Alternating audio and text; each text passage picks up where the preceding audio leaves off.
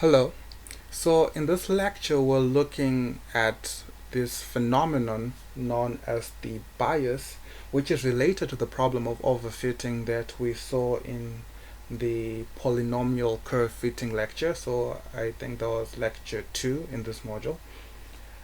And we should notice that when we're talking about the maximum likelihood estimate of the Gaussian, we established two things. We looked at the mean for that under the maximum likelihood, and we looked at the variance under this maximum likelihood. And we are going to shortly give an indication that this kind of estimation can actually cause us to underestimate the true variance of our distribution. So this is kind of what this lecture is going to be talking about. We're going to start looking into this thing known as the bias, right? So having said that, let me first reiterate two results that we got from the previous lecture. So here, let me change this color. So we're looking at this thing known as the bias, right? That comes from, using the maximum likelihood estimate for the Gaussian. So first we noted that the mu ml, right, the sample mean, we were representing this by 1 over n times the summation from n is equals to 1 up to n of xn. This is what we're calling, so these are just results from the previous lecture, so that we actually went by proving. So this is what we're calling the sample mean, right? And we had another equation for the sample variance that we indicated as so, n is equals to 1 up to n of xn minus mu ml squared. So right now I'm just rewriting formulas that we already proved in the previous lectures. Sample variance, and as usual, if you don't know where they came from, just watch the previous lectures and you should be okay, right? So one thing is that, okay, when we look at this maximum likelihood estimate, this is based on a particular data set that we were given, right? So we should expect that as we have more data sets, as the n reaches infinity or whatever, as we have more data sets, that all of those values should actually converge to the true mean, so like to their true selves in a sense. So for instance, the mu ml, we expect it to converge to the true mu, the sample mean, and the sample variance, we would expect it to converge to the true variance, right? And we're just going to realize in the case of the mean, this might be the case, but in the case of the variance, something interesting happens, right? And for us to be able to basically understand this whole phenomenon, let's actually go back to taking the expectations, right? Because this is what it all boils down to. We had mentioned that taking the expectation of a function is essentially equivalent to expectation of x. Well, this is in respect to the normal distribution, of course, since this is our topic anyway. X dx. We had said this is equal to mu, right? And again, we had actually proven this in the previous lectures. I don't remember which one, maybe 3 lectures ago. And then expectation of sigma squared minus infinity to infinity of n x u comma sigma squared x squared dx. this is equal to sigma squared, mu squared plus sigma squared. So these are results that we are also going to make use of when we're actually going through this whole proof, right?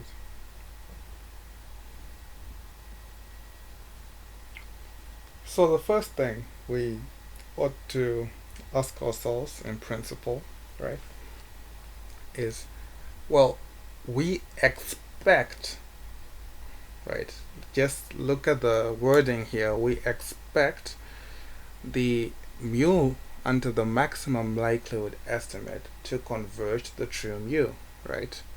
And we expect the sigma squared under the maximum likelihood to convert to something, true sigma or something else. So how we will know what the true expectation of this is? So we need to compute two things, right? Because this mu ml, this mu of this maximum likelihood is computed on one data set, right? This is computed on one data set. So what we need to do is take multiple data sets and then compute the expectation of this term, and see if they actually converge to their true selves. That's what we're trying to do. So in order to do that, we need to compute two things. The first thing we need to compute is the expected value, right, of mu ml. What is this equal to, right? Because this is mu under the maximum likelihood, and the expected value of sigma squared under the maximum likelihood, what do we expect this to be?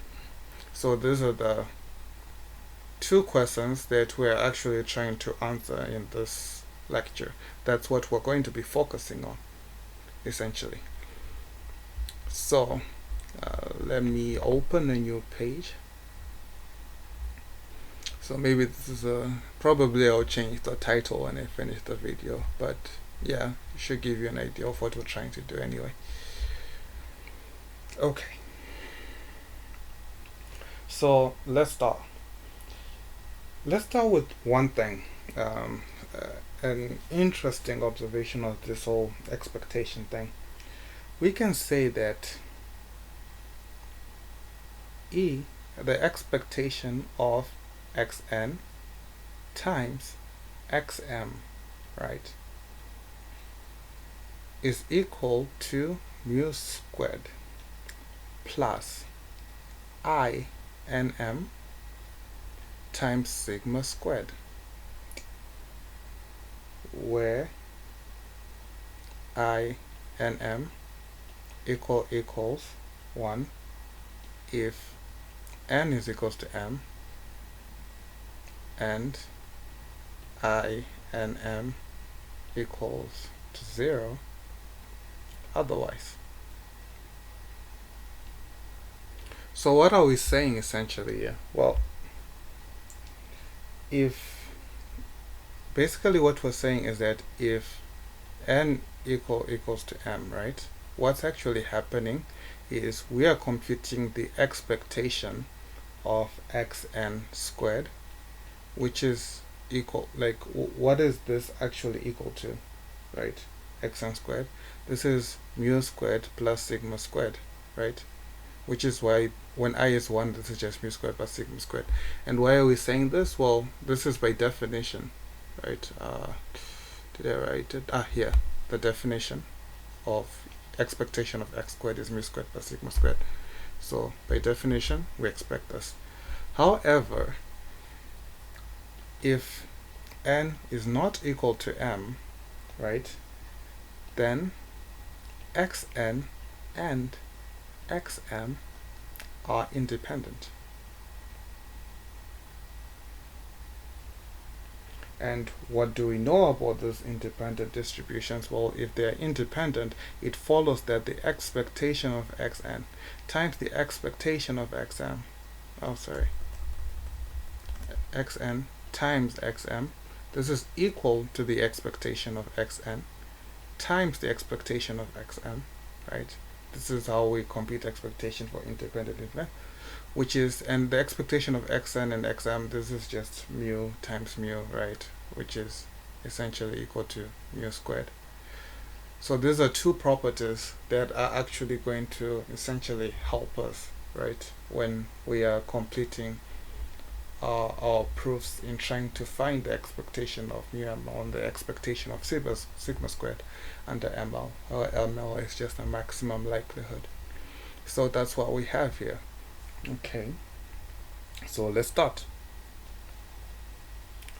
What is the expected value of mu ml?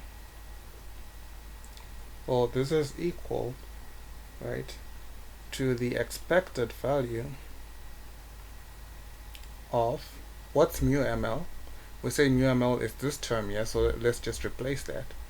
So the expected value of 1 over n, right, times the summation from n is equals to 1 up to n of xn. This is what we have. So this is the expected value here. So let me just show that we're computing the expectation here. And this is sigma summation, sorry. So what we can do is we can take 1 over n outside. So this is equal to 1 over n, right, times the expectation of the summation from n is equals to 1 up to n of xn. So one thing we know is that the expectation, this is a linear operation, right, and the sum. So the expectation of the sum is the sum of the expectation, right? So we can essentially switch those two things. So that means this is equal to 1 over n times the summation of the expectation of xn, where this is from n is equals to 1 up to n, right? So the summation of the expectation here, right? And what is e of xn, right? The expectation of xn. Well, the expectation of x is just mu, right? This is the whole point here. The expectation of x is mu, so this should be just mu. So this should actually boil down to 1 over n times the summation from n is equals to 1 up to n of mu, right? So this is essentially what we're left with, and this is equal to, well, if we sum mu n times, we get n times mu over n, which is equals to mu, right? So the maximum likelihood converges to the true mean, right? So that's essentially what we can say here. This is the true mean, and the maximum likelihood is converging to the true mean, right? So this is what the whole point is. The expected value of mu under the maximum likelihood is mu. So this is unbiased, right? This is unbiased, which is great. Now we are done with the sample mean, maximum likely, the expectation of the sample mean. Let's move on to the expectation of the sample variance. So I'm going to insert a new page for this. Okay, so now we're computing the expectation of sigma squared ml, and this is equal to the expectation. So I'm just going to substitute where was it, this formula into that expectation. This is sigma squared ml, but I'll also substitute mu ml. Instead of mu ml, I'll put this term, right? So by that I mean we have the expectation here of 1 over n times the summation from n is equals to 1 up to n of xn minus mu ml, mu under the maximum likelihood, which is actually equal to 1 over n times the summation from m is equals to 1 up to n of xm, right? This is essentially what we're computing, squared. Okay, this is where we are right now. So what's the next thing we do here? Well, this is equals to 1 over n, right, times, again, remember the expectation of the sum is the sum of the expectation, so I'm just going to take the sum out here, and then we have summation. Oh, sorry. Oh, there you go. Summation from n is equals to 1 up to n, right, of the expected value, right, of, let's now factor out this term, so that's xn squared, right, minus 2ab, which is this, so that's 2 over n, right, xn times the summation, so this is times the summation from m is equals to 1 up to n of xm plus, so this squared, that's 1 over n squared, right, times the summation from m is equals to 1 up to n times the summation of L is equals to 1 up to n, right, because we're squaring this, of xm times xl, right. That's essentially what this whole thing boils down to. So I hope you can still see clearly what's happening. Okay, so let's expand this out even further. Well, we can say that this is equal to, again, let's just leave the 1 over n outside as usual, right?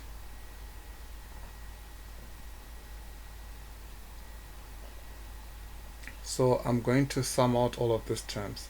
So this is summation from n is equals to 1 up to n of the expectation of xn squared, right, minus 2 over n. I'm multiplying this summation by I'm separating this expectations, right? So first we separate this expectation here, we separate this expectation here and the expectation here, right? And we also separate the corresponding sums. This is essentially what I'm doing. So minus 2 over n times the summation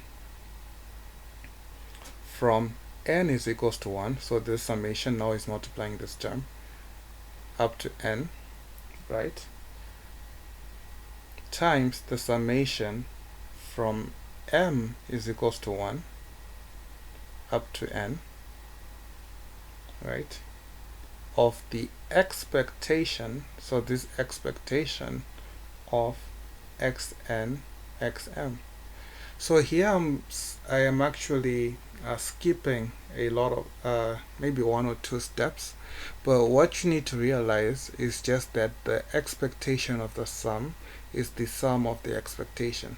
So you can essentially write this as exn squared minus 2 over n minus, sorry, the expectation of this minus the expectation of that minus the expectation of that, and then for each one of those expectations, right, you can apply the sum operator independently to them, and you end up with this. So you can, in case you cannot follow how I moved from this step to this step, just do it step by step, like take the expectation of this, take the expectation of that, and the expectation of that, and then apply the sum operation to each one of them. And remember that the expectation of the sum is the sum of the expectation, and this will help you understand this better. So again, plus 1 over n squared, right? And then we have the summation from, again I'm using this summation that's outside, n is equals to 1 up to n. The summation from m is equals to 1 up to m. The summation from L is equals to 1 up to, sorry, this is all n, this should be n, this should be n, of the expectation, right, which I'm bringing inside here, of xm, xl, right? That's what this term is. Right. So this is the point that we reached. Okay, so let's go a bit on a side quest here, right? So side quest, just to make things easier for you to understand. So I'm assuming, so this, up to this point it should be fine for you to understand. I'll move from here to here. But now one thing we ought to note, right, is that, well, the summation from n is equals to 1 up to n times the summation of m is equals to 1 up to n of the expectation of x and xm. What is this actually equal to, right? What do we know? Okay, we proved a certain property before that's actually quite useful here, where we said if n equals to m, this is the value, mu squared plus sigma squared. But if n is not equal to m, this is just sigma squared, right? So let me just rewrite that again here. If n equal, this is specifically, let me use a different color just to, so when we're looking specifically at this term here, if n equal to m, this is actually equal to mu squared plus sigma squared, right? If n is not equal to m, this is just equal to mu squared, right? This is what we know, right, from this point, just for this term. So how many times, like when we're summing up from 1 up to n, how many times do we expect n to be equal to m? Well, n times, right? Because when n is 1, m is 1. When n is 2, m is 2. How many times can this happen? It can only happen n times, which means that n times this will be equal to, that means n times this happens n times, right? That's the number of times that n will be equal to n. So n times mu squared plus sigma squared. So n times it will be equal to n mu squared plus sigma squared. But how many times is it equal to mu squared? Well, the remainder. So the total number of times we go through the summation is n squared times, which means n squared minus n times. This should be equal to mu squared, right? That's essentially what we're saying. So this is equal to n mu squared plus n sigma squared plus n squared mu squared minus n mu squared, right? And this just simplifies to n sigma squared plus n squared mu squared, right?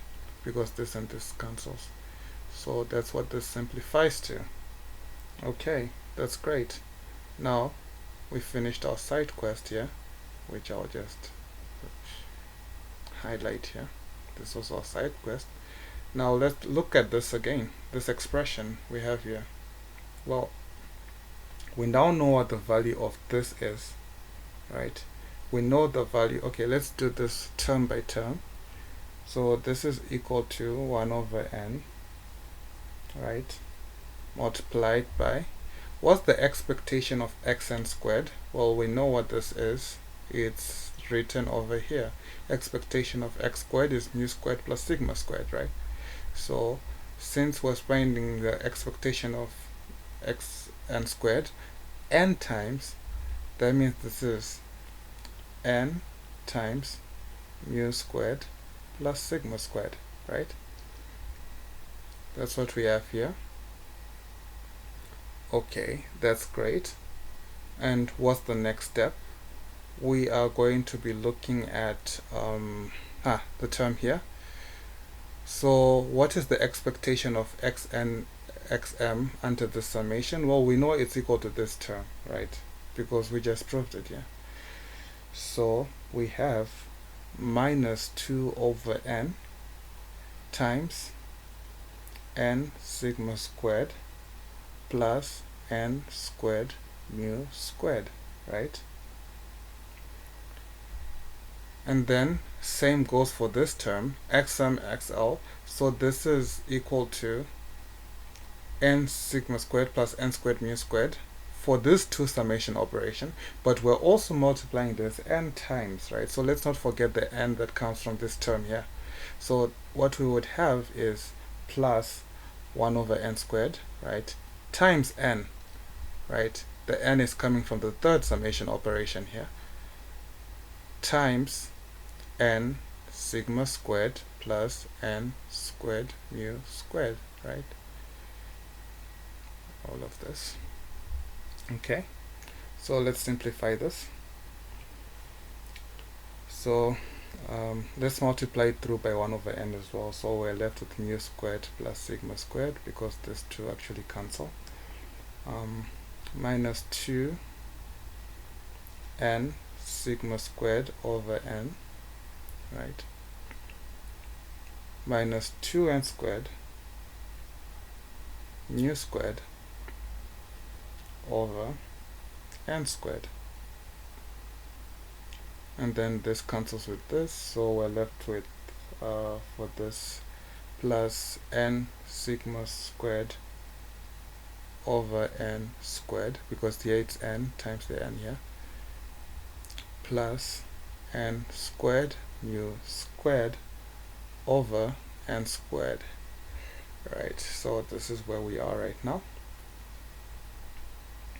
and this should give us mu squared plus sigma squared minus 2 sigma squared over n, because this n what? Wait a minute.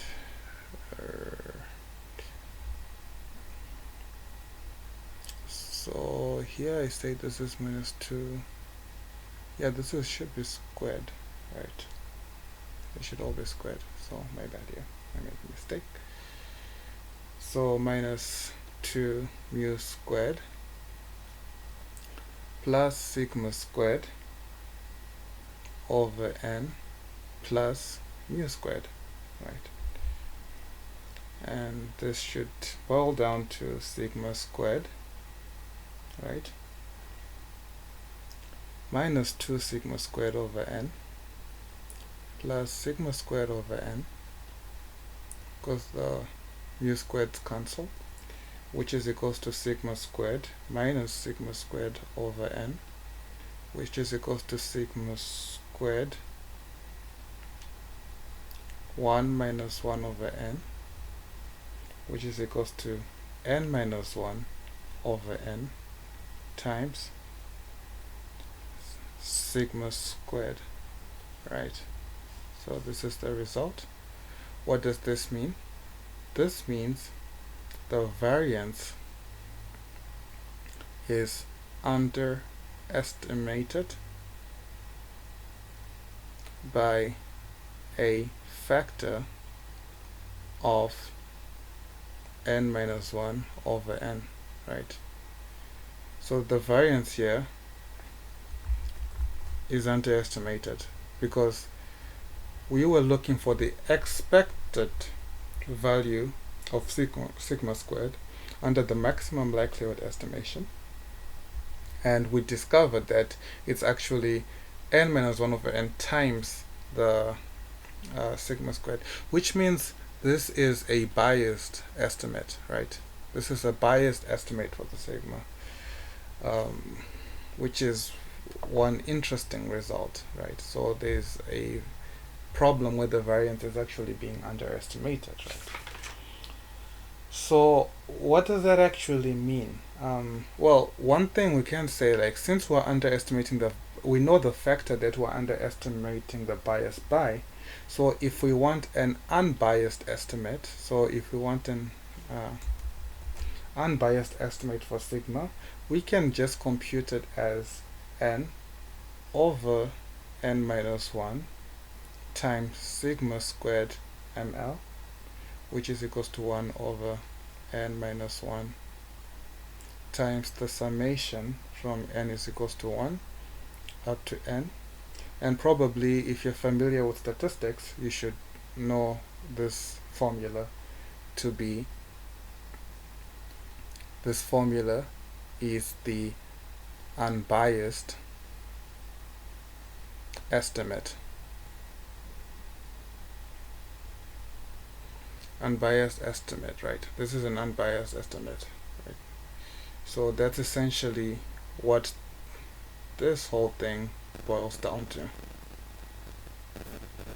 Okay, so this is what we have figured out. Like, okay, we need to compute it, and this is how we can prove it from a mathematical point of view. But we can also actually kind of prove it in a different way.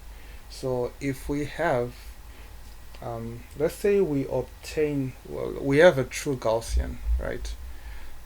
Let me just make like 3 plots here.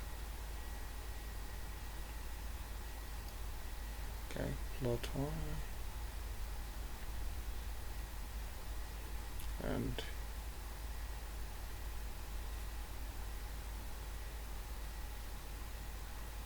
just assume all of this to be the same, I guess. Could probably copy and paste, but yeah, it's fine. So let's assume this is our true Gaussian, right? And assume that these are all the same, like this is A, this is B, this is C, these are all the same. And then what we do is, if we sample, because we're sampling points from a true Gaussian, let's say we sample these points, right, from this Gaussian, and then we compute the resulting Gaussian, for instance, like that. And let's say we sample this point here, we compute the resulting Gaussian. So apologies for the terrible drawings, but I hope you get the point. So here, and we got here, and then we sample these 2 points here, right? So what do we realize here from these points that we have? Because the idea is that this is kind of like the distribution that we actually estimated using the maximum likelihood and stuff like that. So if we actually average these estimated Gaussians, so these are kind of like estimated, like maximum likelihood estimation and stuff like that. So if we actually average this estimated Gaussians, we can see that the mean will probably will converge to the true mean, right? This is just a very simple example, but it will converge to the true mean. But the variance is actually underestimated because it is measured relative to the sample mean. So it's not being measured relative to the true mean, but relative to the sample mean, and therefore it becomes underestimated. But the thing is that as this n value actually reaches infinity, this effect is actually going to be less significant and it won't be important. But the problem now is that the models that we will be dealing with in the future lectures are going to be quite complex, and this bias will actually present a problem for us that we'll need to address, which is why it is important for us to address it right now. So this was just an introduction to this idea of it, so that when we reach future lectures, you can actually understand better where this all came from. So I'll end this lecture here. Thank you kindly.